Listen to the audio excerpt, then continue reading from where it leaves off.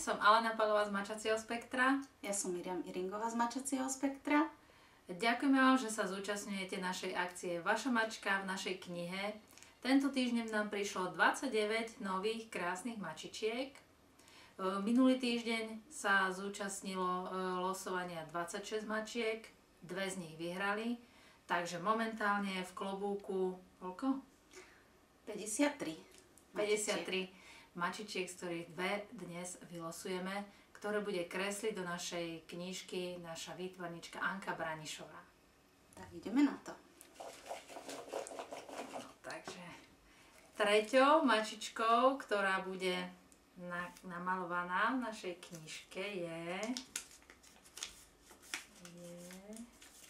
krásna mačička Elinka. No a štvrtá mačička, ktorá bude v našej knihe, je mačička Bronička. Zúčastňujte sa aj naďalej našej akcie. Posielajte nám mačky. Nezabudnite, že mačky musia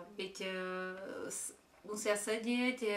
Je potrebné, aby tá fotka bola kvalitná, aby nebola rozmazaná, aby boli ostré oči a pri dobrom svetle bola nafotená.